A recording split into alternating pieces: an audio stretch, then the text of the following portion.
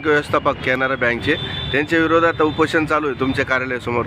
त्यांचं म्हणणं आहे का हे संबंधित अधिकाऱ्यावर कारवाई व्हायला पाहिजे।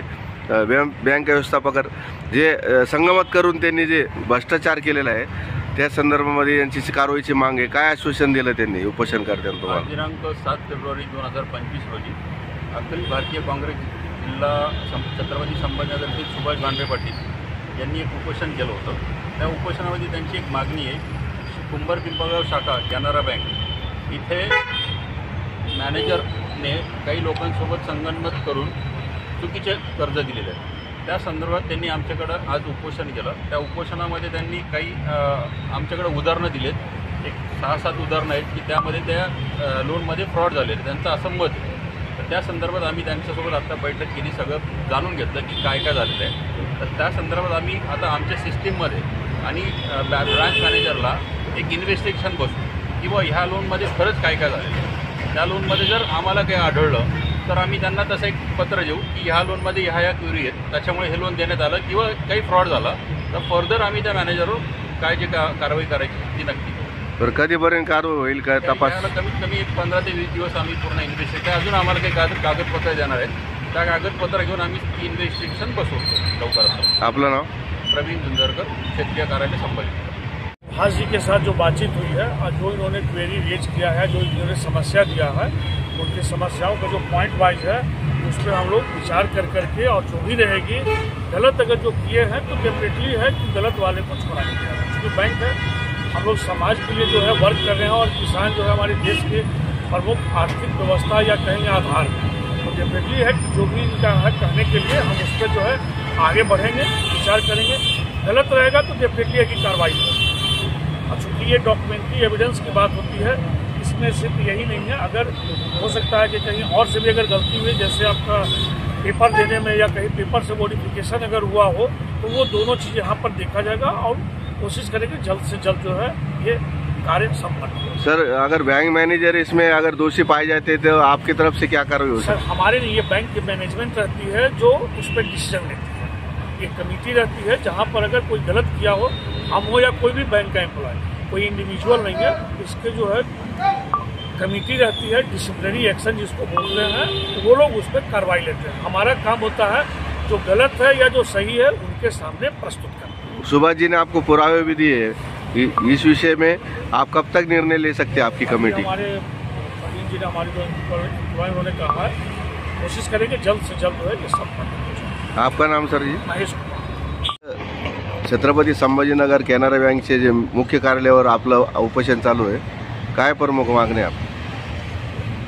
माझी मागणी अशी आहे की मौजे कुंभार पिंपळगाव तालुका घनसावंगी जिल्हा जालना येथे कॅनरा बँकेची एक शाखा आहे आणि त्या शाखेच्या मार्फत जे बँक व्यवस्थापक आहे त्यांनी काही असे दलाल निवडून ठेवलेले त्या ठिकाणी। कोणाचं काही कर्ज प्रकरण जर असेल तर दलालामार्फत जर पैसे दिले गेले तरच त्यांचं ते कर्ज प्रकरण मंजूर होतं।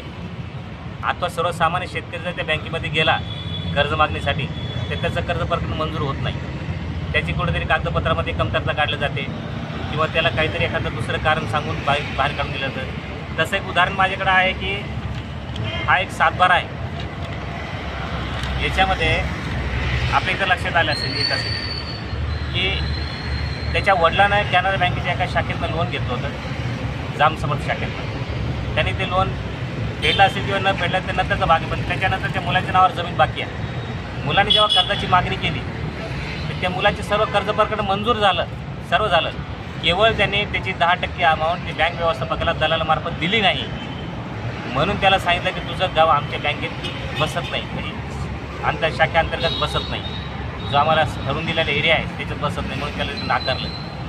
इथं बोजा चढू सर का सांगता नाही आलं, मग त्याला बोजा चढाचं पत्र का दिलं त्याला, आणि नेमकं पैसे ज्यावेळेस खात्यावर जमा करायचे तर त्यावेळेस त्याला नाकारलं जातं। म्हणजे असा भ्रष्ट अधिकारी त्या ठिकाणी या कॅनरा व्यवस्थापकांनी येऊन बसवलेला आहे। आमची मागणी अशी आहे की असा जो बँक व्यवस्थापक आहे त्याची तात्काळ सेवेतून बडतर्फ करा आणि त्यांनी जे काही भ्रष्ट मार्गाने जे काही संपत्ती कमवली त्याची चौकशी करा। त्यासोबत त्यांनी जे बोगस कर्ज प्रकरणं दिलेत, कर्ज प्रकरणं मंजूर झाले, त्या सगळ्या प्रकरणांची चौकशी व्हावी आणि त्यातून जो काही पैसा कर्जदारांना दिला गेला तो सगळा वसूल बँक मॅनेजरची शिकून करावं अशी आमची मागणी आहे. बरी कारण की आपण एकीकडे म्हणतो शेतकरी वर्ग हा शेतकरी राजा हा देशाचा पोशिंदा आहे, तो अन्नदाता आहे, आणि दुसरीकडे आम्ही त्या शेतकऱ्याच्या माध्यमातून भ्रष्टाचार करतो, त्याला परेशान करतो, त्याचे कर्ज परत नामंजूर करतो, केले मंजूर ते त्याच्याकडे 10% रक्कम देतो. हे कुठेतरी थांबलं पाहिजे. ही खूप मोठा शोकांतिक आहे. मग हे राष्ट्रीयकृत बँकात जर असं होतं असेल तर ह्या बँक आमच्या काय कामाचे जर आमच्याकडनं पैसे येऊन जर लोन होणार असेल तर अशा मॅनेजरची तात्काळ चौकशी झाली पाहिजे आणि त्याला या बँकेच्या सेवेतून त्याला तात्काळ निलंबित करून जो काय त्यांनी कर्ज पुरवठा लोकांना दिलेला आहे बोगस पद्धतीने तो वसूल झाला पाहिजे. एवढीच आमच्या या ठिकाणी मागणी आहे. बरी याच माध्यमातून जे उपोषण बसले किती लोकांना बँक व्यवस्थापकांनी कर्ज दिलेलं आहे याच्यामध्ये असं उघड आणलं तुम्ही भ्रष्टाचार तर? आता मी उदाहरणार्थ 10-12 लोकांची नावं त्यांना दिली.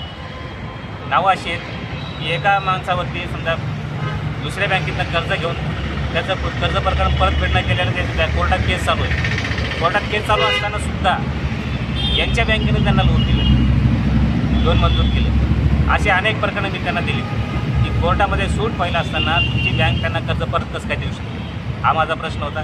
दुसरी गोष्ट, एका माणसाकडे जुन्याच बँकेतलं कर्ज प्रकरण बाकी आहे, थकीत लोन आहे, थकीत लोन असताना त्याला परत नव्याने लोन देण्यात आलं. आणि जे खरे लाभार्थी आहेत त्याच्याकडे कुठलंच कर्ज प्रकरण थकीत नाही किंवा कुठलं बाकी नाही, असे जर कागदपत्र घेऊन बँकेत गेले तर त्यांना लोन मिळत नाही. आणि दिलं बी तर त्याच्याकडनं 10% मलिदा घेतला जातो दलालामार्फत. त्यासाठी आम्ही त्यांच्यावरती कारवाई करून अशी मागणी केली त्यांच्याकडे. आणि त्या सगळ्या प्रकरणाची जेव्हापासून तो बँक मॅनेजर त्या ठिकाणी कार्यरत आहे तेव्हापासून त्याच्या पूर्ण कार्यकाळातील कर्ज प्रकरणाची चौकशी झाली पाहिजे अशी आमची मागणी आहे. बरं, तुम्हाला संबंधित अधिकारीने आता उपोषणस्थळावर आले, तुमची काय चर्चा दिली, काय आश्वासन दिलं तुम्हाला? आता डिव्हिजनल मॅनेजर महेश कुमार म्हणून आता माझ्या भेटीसाठी आले होते, त्याच्यासोबत प्रवीण होते, आणखी दुसरे 2-4 लोक होते अधिकारी. तर त्यांनी मला सांगितलं की संबंधित मॅनेजरची आम्ही तात्काळ चौकशी करू आणि चौकशी करून त्यावरती जर दोषी असेल तर 100% कारवाई करू, असं त्यांनी मला या ठिकाणी आश्वासन दिलं. आणि त्यांनी सांगितलं की तुम्ही आता उपोषण बंद करा, आम्ही समितीदार 20 दिवसाच्या आतमध्ये कारवाई करून तुम्हाला तसं कळवू. पण जोपर्यंत ठोस किंवा लेखी पत्र मला देणार नाही तोपर्यंत मी उपोषण समाप्त करणार नाही, कारण मला त्यांच्या शब्दावरती भरोसा राहिलेला नाही. मी हे तक्रार मागच्या 1.5 महिन्यापासून त्यांच्याकडे सादर केली होती. 1.5 महिन्यामध्ये त्यांनी कुठलीच कारवाई केली नाही, म्हणून मला आज उपोषणाला बसायची वेळ आली. तुमच्यासोबत किती लोक उपोषणाला बसले? आज माझ्यासोबत आमचे काँग्रेस पक्षाचे ज्येष्ठ नेते शिवाजी मामा काळे, लक्ष्मण मुळ्यांकन, आमचे सहकारी मित्र चंदूभाऊ काळे, त्यानंतर प्रवीण भवर, सुधीर वाघ, जीवन म्हस्के, असे आम्ही 10-12 लोक उपोषणाला बसलेलो आहोत. तुमच्या मागण्या मान्य नाही झाल्यास पुढचं काय मागण्या मान्य न झाल्यास पुढचं आंदोलन आमचं कॅनरा बँकेची जी मुख्य शाखा आहे भारताची बँगलोरला, त्या ठिकाणी असेल. मी त्या ठिकाणच्या मुख्य जे जनरल मॅनेजर आहेत मी त्यांची भेट घेऊन त्यांच्यासमोर हे सगळे विषय सादर करणार आहे. माझं जर या कारवाईतून समाधान नाही झालं तर मी 100% मुख्य शाखाची तिथे जाणार आहे. त्यानंतर जी लीड बँक आहे याच कॅनरा बँकेची तक्रार मी लीड बँकेकडे करणार आहे, RBIकडे करणार आहे, अर्थमंत्र्याकडे सुद्धा याची तक्रार दाखल करणार आहे. आपलं नाव? माझं नाव सुभाष पांडवरे पाटील, मी काँग्रेस पक्षाचा छत्रपती संभाजीनगर शहराचा सरचिटणीस.